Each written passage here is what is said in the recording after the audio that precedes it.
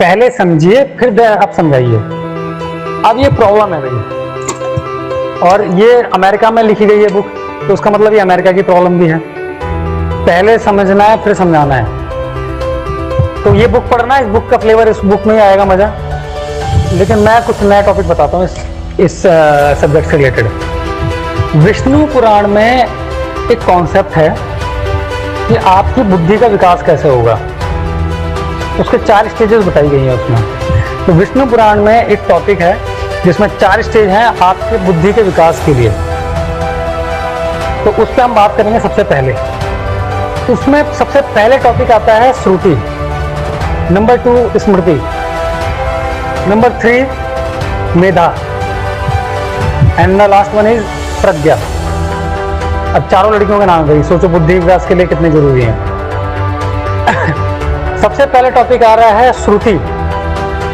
ये समझ लो, अगर आपको अपने ब्रेन का डेवलपमेंट करना है तो आपको सुनना सबसे पहली स्टेज बताई गई है अकॉर्डिंग टू विष्णु पुराण कि आपको सुनना बहुत जरूरी है। कभी आप इस सुनने पे अगर फोकस करेंगे, जो आपको समझदार आदमी मिलेगा उसकी सुनने की कैपेबिलिटी बहुत अच्छी होगी। आप कहीं देख लीजिए, बड़े बड़े लीडर्स हों, नेता हों, बिजनेसमैन हों, कोई कंपनी में लोग अच्छे काम करते हों, टॉप लेवल पे हों या कहीं भी हों, तो उनमें आपको एक कॉमन क्वालिटी मिलेगी, वो सुनेंगे। आप बोलेंगे वो शांत हो जाएंगे। आप कहेंगे सर सुनेंगे, हाँ बताइए। तो उनमें सुनने की काबिलियत होगी। उनका सबसे पहली बात ये होगी कि उनका ब्रेन डेवलपमेंट या तो स्टार्ट हो चुका है या हो चुका है, कंप्लीट हो चुका है। अब इसको एक बड़े लेवल पे ना करके छोटे लेवल पे बात करूं, छोटे एक्सपेरिमेंट पे बात करते हैं। सुनना कितना इंपॉर्टेंट है ठीक है ना। ये मैंने पर्सनली एक्सपीरियंस किया है, इसलिए आपको बता रहा हूँ भाई। और जयप्रकाश शर्मा, वो बहुत बोलता था कचर कचर कचर, उल्टा सीधा, और क्या बताएं, गाली गलौज से। वो सब गुस्सा, उसको गुस्सा दिला दोगे वो गाली देगा। एक दिन गुस्सा आ गया लंच के टाइम में मेरे पे, और मैंने कहा कि बैठ के बात करते हैं, मैं सुन रहा हूँ। और गाली दे रहा था और मैं गाली सुन रहा था उसकी, और बिना किसी रिएक्शन के बड़ा ध्यान से सुन रहा था। वो मेरी शक्ल देखने का, भाई क्या है, मैंने क्या कुछ रिएक्शन चाहता है क्या, पहले बोल ले फिर मैं भी बोल लूंगा। तो धीरे धीरे उसका रिएक्शन बिल्कुल ही खत्म हो गया। एक बुक और है, how to win friends and influence people.